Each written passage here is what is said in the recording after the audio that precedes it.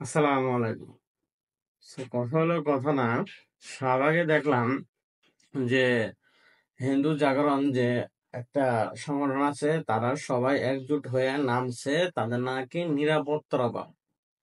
তাদের কি এমন নিরাপত্তার অভাব যে তাদের এখন এতদিন পরে মনে হইতেছে এখন তাদের নিরাপত্তা অভাব? মানে সামনে কিছুদিন তাদের একটা অনুষ্ঠান আছে, হয়তো তাদের ধর্মের।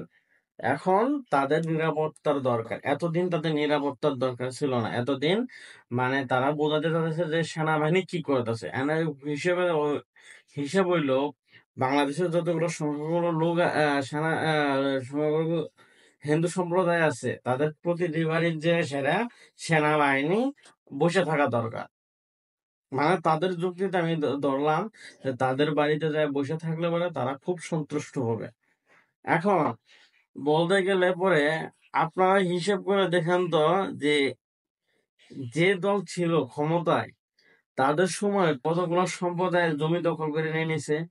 তখন কোন সম্প্রদায়ে দেখা হয় না যে তারা রাস্তা নামছে, তারা রাস্তা নামতে ভয় পাইছে।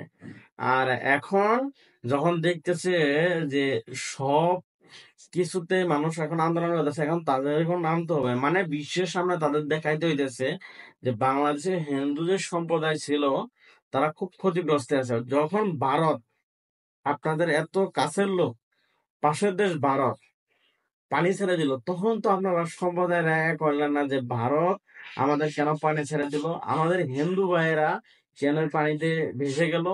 একবারও এসব কথা বলে না।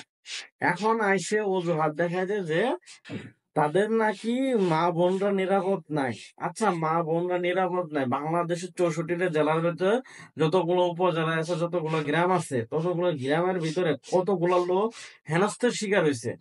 আপনারা খোঁজ নিয়ে দেখেন তো তারা রাজনীতির সাথে সম্পর্কিত ছিল কিনা। এই বাংলাদেশে যদি খোঁজ নিয়ে দেখা যায় যে হিন্দু সম্প্রদায়ের নাকি না, তারা খুব বিচলিত আছে, তারা খুব টেনশন আছে, তাদের উপর অতর্কিত হামলা করতে পারে।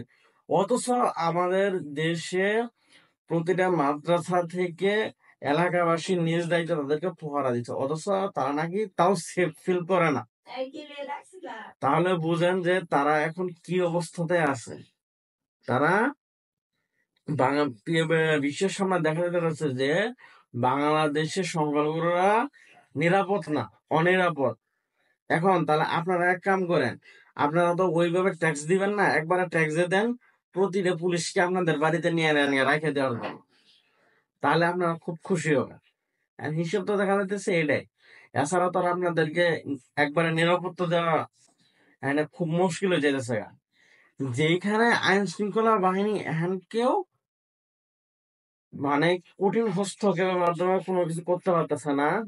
অধিকাংশ সেক্টরে, অধিকাংশ জায়গায় আইন শৃঙ্খলা বাহিনী এখনো কাজে ঠিক মতো যোগদান করে নাই।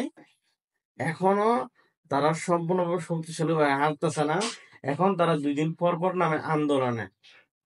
মানে অবস্থা এরকম বেগতিক করার জন্য, সরকারকে বেগতিক করার জন্য তারা নিরাপদ দরকার। এমনি হিসেবে তো প্রতিটা বাঙালি, প্রতিটা মুসলমানের নিরাপত্তা দেওয়া দরকার। মানে আপনারা যেভাবে দাবি দাবাগুলো চাইতেছেন, মানে ওই হিসেবে ভাই এত কিছু বাদ দিয়ে আপনারা ঘোরা ফিরে যান। বাংলাদেশের মুসলমান জাতি আছে, তারা আপনাদের দেখবে।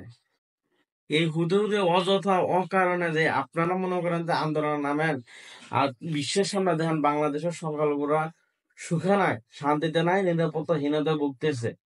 মানে এগুলো দেখা যাচ্ছেন। তবে দিন শেষে আমাদের যে মুসলমান ভাইরা আপনাদের যে পহরা দিতেছে, আপনাদের ধর্মীয় উপাসনাগুলো যে পহরা দিতেছে, এগুলো আসলে ব্যর্থ। দিন শেষে এটাই বোঝা গেল।